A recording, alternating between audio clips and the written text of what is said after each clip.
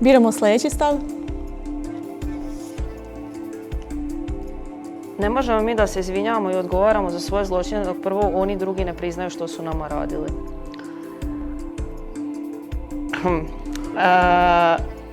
Ovdje mislim da naša generacija zapravo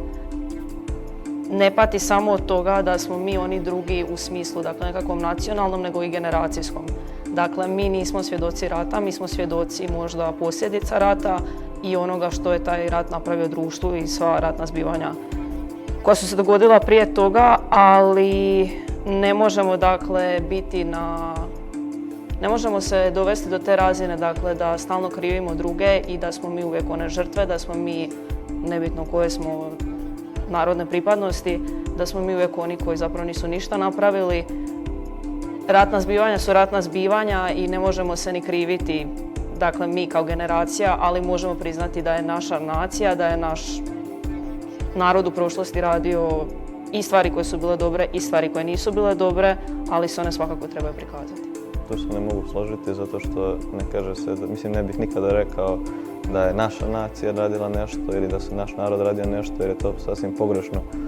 Rekao bih da su naši pojedinci iz našeg naroda učestvovali, da su radili, da su pravili zločine, da su, znate, mislim,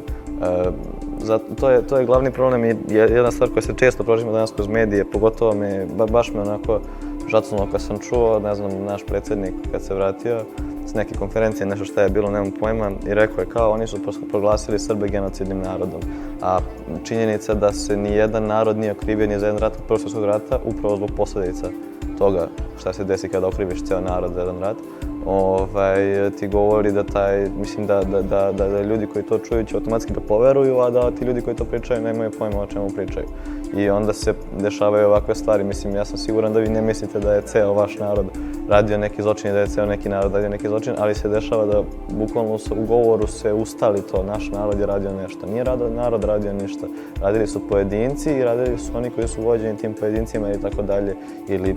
neko ko je bio na vlasti ili imao bilo kakvu izvršnu vlast. Tako da je to definitivno narativ koji treba promijeniti, znači priznati da, ok, naši ljudi su radili to i izdvojiti te ljude pred ostale i reći evo ih, tu su počinioci i onda priznati evo, to su ljudi koji su to uradili, mi njih osuđujemo, mi nismo oni u stvari, odnosno izdvojiti njih kao celinu koja je u ime tog naroda radila neke stvari uprkos tome što taj narod nije podržavao to. Upravo to, znači ne postoji kolektivna odgovornost, postoji individualna odgovornost i za mnoge ratne zločine mi i dalje ne znamo pojedinačno ko je tačno, to jest odgovoran, to jest nije tačno presuđeno, ali se zna iz koje države su ili tome slično i mi kao mladi ljudi tačno je da niti smo pokrenuli ratove, niti se to dešavalo, niti smo ih živjeli, niti se to dešavalo u doba kad smo mi rođeni, ali svakako da se nosimo posljedice ratova određene i dalje i one se mogu osjetiti u svakodnevnom govoru, na kafi, a ne negdje na nekom većem nivou i smatram da mi samo trebamo da ih budemo svjesni. Ne moramo da preuzimamo odgovornost ničiju, ali da budemo svjesni da se nešto dogodilo i da jednostavno ne osporavamo neke činjenice koje su tu. Da nam nije teško reći da on je bio Srbin ili da on je bio Hrvat, on je bio Bošnjak, nebitno. Da nam nije teško priznati da neko u našem narodu zaista može biti zločinac. Mislim da su ljudi koji su zli, koji su iskvareni prisutni svuda na svetu i da ne može niko biti savršen. A da li treba postoje politička izvinjenja u ime čitavih naroda? Smatram da treba, zato što opet za razliku od pojedinaca kao što smo mi, političari su pojedinci koji su izabrani od strane naroda da predstavljaju jedan narod. Definitivno da ovaj vještački koncept te kolektivne odgovornosti koji je nažalost prisutan kod svih nas u našim mentalitetima jeste jedan od glavnih razloga zbog kojeg mi dan danas imamo predrasude o drugima koje imamo, odnosno da kada jedan mladić iz Sarajeva pođe u Beograd, ovi iz Sarajeva automatski se postavljaju se prema njemu kao šta će ti to, šta ćeš tamo, ili neko iz Zagreba krene, dođe u Podgoricu, recimo, odmah imamo te neke predrasude zbog toga što smo ubijeđeni da smo mi kao kolektivno odgovorni za to.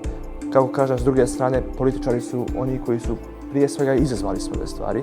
Političari su oni koji su izabrani od strane naroda da ih predstavljaju, barem danas bi to tako trebalo da bude u ovom demokratskom društvu i smatram da je političarima opet mjesto donekle da se u ime naroda izvine za neke stvari.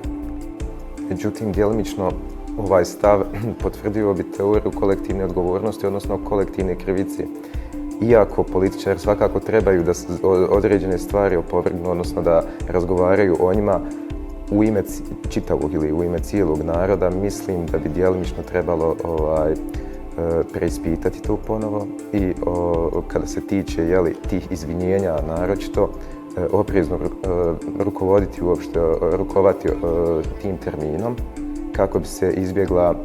generalizacija i kako bi se